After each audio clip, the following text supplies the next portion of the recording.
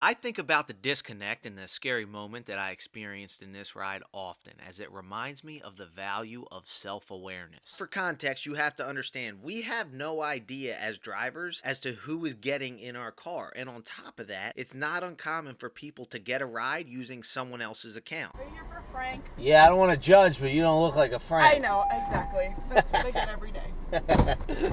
Frank's my dad, so surprise. Everyone tells me I'm the prettiest Frank they've ever seen. And I share this because I knew that this guy in my car was not using his own account. Well, either that or he was the first Tiana I ever met that had a beard. And I did notice his hoodie that read Rob the Rich, which I assume is a clothing brand. I kind of hope it's an MC name. That's a pretty sick name in my opinion. Regardless, thievery is not necessarily the banner you want to see a stranger parading when they get into your car using a different name. I almost made the joke and said, for the first time in my life, I'm sure glad I'm not rich, but I chickened out. If it didn't land, that would be quite an awkward ride. To set the scene, it was like 9 or 10 at night, so not super late, but it was flirting with the time that the crazies start coming out. And we weren't in the worst area of Philly, but it wasn't the safest part of town either. Which says a lot, being that this city of brotherly love just had 16 people shot on Mother's Day. Not Mother's Day weekend, just Mother's Day. Even though he didn't say a word the entire ride, I didn't pick up on any bad vibes or anything like that, but as an Uber driver dealing with strangers in your car, you do always have to be aware, as things can change in an instant. And I share that because when I turned down this shady ass street backed up against train tracks,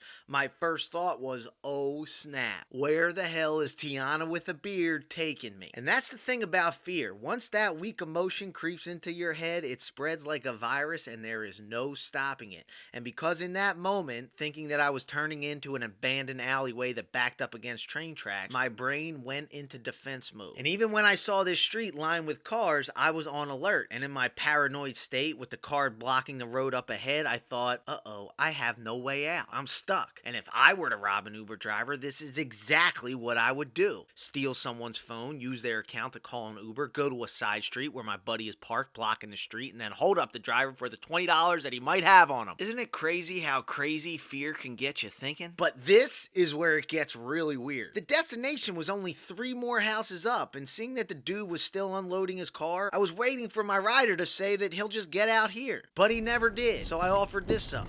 This is right here, okay? Yeah. Oh. It's hard to hear on video, but he asked, is it this one right here? Customer service being a top priority, my knee-jerk reaction was to answer like this. Looks like it's right on. Maybe 2 after. I mean, I can wait, whatever you want. Wait, what? You're staying in the car? That wasn't a serious offer. That was more like when you asked the room if anyone else wants the last slice that's been sitting there for 15 minutes. I was just being polite. But then it hit me. There is a stranger in my car, not using his account, didn't know where he was going, and is opting to wait for an indefinite amount of time until this guy finishes unloading his groceries instead of walking 15 feet. I don't know about you, but I'm itching to get out of the Uber the second I get into one. What kind of tomfoolery is he trying to pull? Now I'm on alert, looking like a dog that just heard the mail truck, trying to figure out what the hell I'm gonna do if this dude tries to pull something weird. Like, what possible reason would he have to not get out of my car? And just as I'm ready to play action hero if need be, here in this moment of truth, he did this. All right, sir. All right, thanks a lot. All right, no problem. You have a good one. Take care.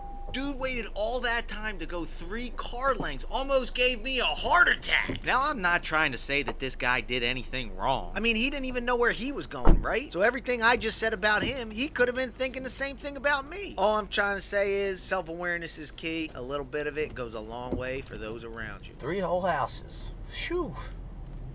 Getting every penny's worth.